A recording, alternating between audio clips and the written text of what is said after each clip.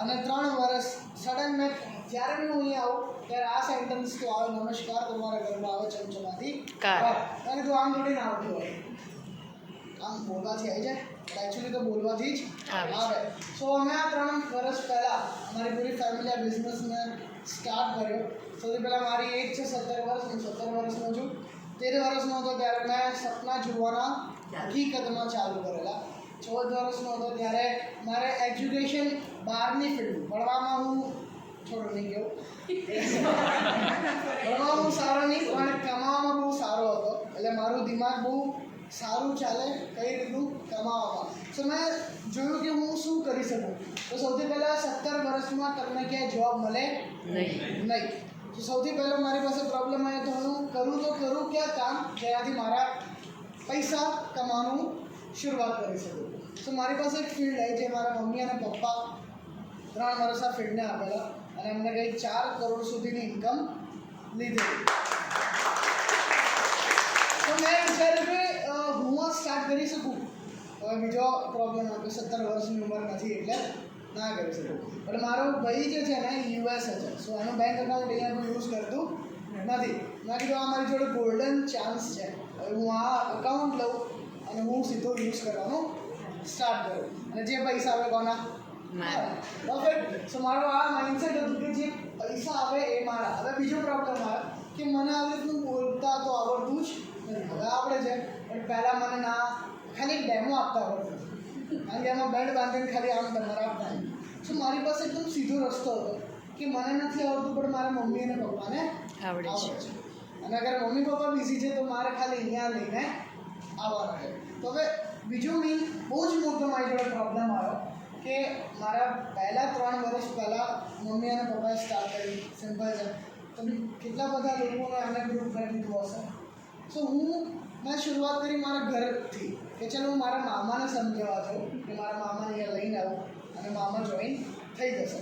તો જેવું મામા જોડે પહોંચ્યું મામા ઓલરેડી જોઈન, મારા કાકા જોડે પહોંચ્યું તો કાકા ઓલરેડી, હું મારા પડોશી જોડે ગયો ને તો એ બી ઓલરેડી જોઈન. તમે હું જોઉં કોની જોડે. તો મારા અમુક ફ્રેન્ડ હતા જેની જોડે બિઝનેસ નહોતો પહોંચ્યો તો મેં એમને બોલાયા અને સોશિયલ મીડિયા જેમ તમે કીધું એઆઈ આ બિઝનેસ ના કરી શકે પણ એઆઈ તો બી કરી શકે. એટલે એઆઈથી બહુ બધા આપણે કોન્ટેક્ટ્સ બી લઈ શકીએ. ફેસબુકનો યુઝ કરી શકીએ, ઇન્સ્ટાગ્રામ. તેમ ફેસબુકમાંથી મેં મારા એમને કેટલા કમાયા તમે 8 લાખ રૂપિયા ફેસબુકમાંથી એડ કર્યા. કેટલા ફેસબુકમાંથી. સો ફેસબુક બી બહુ મોટો યુઝ બિઝનેસ હતો. મેં ત્યાંથી બી શરૂઆત કરી, 2-5 લોકોને એડ કર્યા અને મેં પૈસા કમાવાનું શરૂઆત કરી. અને ત્યારે મારી પાસે પહેલાં 500 રૂપિયા આવ્યા, પછી 5000 આવ્યા, પછી 50,000 આવ્યા, પછી લાખ રૂપિયા આવ્યા. અને પછી મેં વિચાર્યું કે હવે ચલો કંઈ આપણે લઈએ. તો એક માણસનું કંઈ સપનું હોય કે મારે એક એક્સપેન્સિવ ફોન લેવો છે, લેપટોપ લેવું છે. હોય છે પેલા લોકોનું સપનું છે કે મારે આઈફોન લેવો છે, લાખ રૂપિયાનો, કોઈ બી લાખ રૂપિયાનો ફોન લેવો નથી લેવો, મને નહીં લેવો. ઓકે, મારું બી સપનું હતું કે મારે એક સારો એવો મસ્ત ફોન લેવો ચમકતો. તો મેં આઈફોન લીધો મારા પૈસાથી. પછી આગળ ગયો તો એક અમારા ફેમિલીનું બહુ વર્ષોથી સપનું હતું અને હરેક ફેમિલીનું સપનું હોય, હરેક માણસનું બી સપનું હોય અને હરેક છોકરાનું બી સપનું હોય. એ સપનું છે લક્ઝુરિયસ કાર.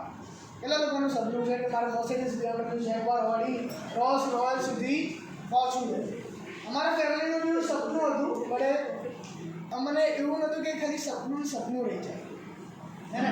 અમારું એવું હતું કે સપનું એ સાચું થાય. સો અમે 3 વર્ષ આ ફિલ્ડમાં આપ્યા અને 3 વર્ષ પછી અમારા ઘરમાં મર્સિડીઝ બેન્ઝ આવી. ત્યારે મર્સિડીઝ અમે બુકિંગ કરી ને ત્યારે હજુ એક પ્રોબ્લેમ. શું પ્રોબ્લેમ આવે કે અમને આ કેટલી મોંઘી ગાડી આવે. અમારી જે ગાડી છે 80 લાખ રૂપિયાની, કેટલી 80 લાખની છે. જ્યારે અમે બુકિંગ કરવા ગયા ત્યારે અમે જોડે મમ્મી પૂછે કે શું કરવું છે, 100% લેવી જ છે આટલી મોંઘી ગાડી, આપણે 10, 15, 20 લાખની લઈ લઈએ, એમાં શું ફરક પડે. ગાડી તો ગાડી, અહીંયાથી તો ત્યાં જ જવાનું છે. પણ ત્યાં જવાનું ઇમ્પોર્ટન્ટ તો છે જ નહીં. તમે મર્સિડીઝમાં જાઓ અને સેન્ટ્રોમાં જાઓ, એમાં ફરક પડે કે ના પડે? પડે. બેસવાનું સિટિંગથી તમારું કોન્ફિડન્સથી લઈને તમારી એનર્જી જે આમ આવે ને ઇધરમાં ગાવે હું કહી નથી શકતો. સો મર્સિડીઝનો જાદુ છે. અને મેં જ્યારે હું બેઠો ને એની અંદર, જ્યારે અમે બુકિંગ કરવા ગયા, અમે ટેસ્ટ ડ્રાઈવ પહેલાં અમે બુકિંગ કરી. સો અમે ટેસ્ટ ડ્રાઈવ લીધી નથી, પહેલાં બુક કરો પછી અમે કાલે આવીશું ટેસ્ટ ડ્રાઈવ લેવા. સો જ્યારે અમે બુક કરી ત્યારે મમ્મી પપ્પાએ 2-4 લોકોને પૂછ્યું કે આ મર્સિડીઝ લેવાય કે ના લેવાય. તો 5 લોકોને પૂછ્યું, 5 લોકોએ પાડી ના, મર્સિડીઝ તો લેવાય જ નહીં. અને મમ્મી મારી જોડે આવી, આ બધા કહે છે કે મર્સિડીઝ તો લેવાય જ નહીં. તો કેમ એવું? એ લોકો કઈ ગાડી યુઝ કરો?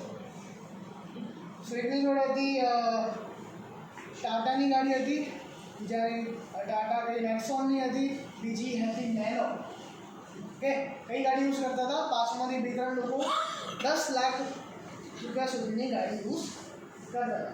પછી મારા મમ્મીને પૂછ્યું, હવે આપણે કામ કરીએ, ઓડિયન્સને ચેન્જ કરીએ, એવા લોકોને પૂછે જે ઓલરેડી લક્ઝુરિયસ ગાડી યુઝ કરે છે. તો એમાંથી એક અમારા મુંબઈના છે દેવેનભાઈ.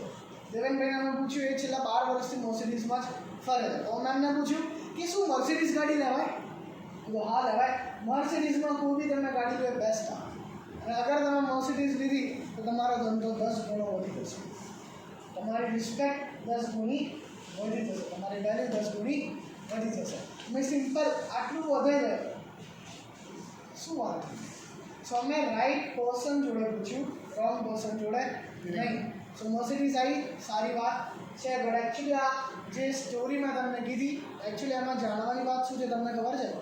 કે આ મેટ્રેસની જેને નોલેજ જ નથી એને જઈને તમે પૂછો કે શું હું આ મેટ્રેસ લઉં કે ના લઉં, બિઝનેસ કરું કે ના કરું, તો એ તમને શું જવાબ આપશે?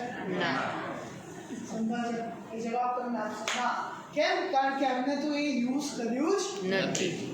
બટ એકચ્યુઅલી અમે તમારા માટે સ્પેશિયલ જે લોકોએ યુઝ કર્યું છે, જે લોકોએ કંઈ ઇન્કમ કરી છે, એ લોકો તમારી આજે સામે સ્ટેજ ઉપર આવીને તમને એક્સપિરિયન્સ આપ્યો. તો 100% અગર 17 વર્ષની ઉંમરનો છોકરો અગર આ બિઝનેસમાંથી લાખો રૂપિયા કમાઈ શકે છે, તો મારથી તો તમે લોકો બહુ મોટા એક્સપિરિયન્સ તમે લોકો લો છો. સો વન્સ અગેન સ્ટાર્ટ કરો. એક શાયરી મારી ફેવરેટ છે, જે ખાસા ટાઈમથી નથી લીધી. ઓકે, સાંભળવા માંગો છો? યસ. ઓકે, વક્ત ઉપરની શાયરી છે. वक्त सबको मिलता है जिंदगी बदलने के लिए. ओके, वक्त बताने वाला है जिंदगी बदलवा માટે. वक्त सबको मिलता है जिंदगी बदलने के लिए, लेकिन दूसरी जिंदगी नहीं मिलती वक्त बदलने के लिए. સો આજે સાક્ષી દિલથી તમને પૂરી કાયનાતને તમને અહીંયા લાયા છે. કેટલા બધા લોકો જોડે ઇન્વિટેશન કર્યું હતું, પણ આજે તમે જે લોકો આવ્યા છો, સો સાચે ડિસિઝન લઈ લો. ના લેવાનું તો બી મને આવીને પૂછજો, લઈ જ લો. Okay, thank you so much. All the best.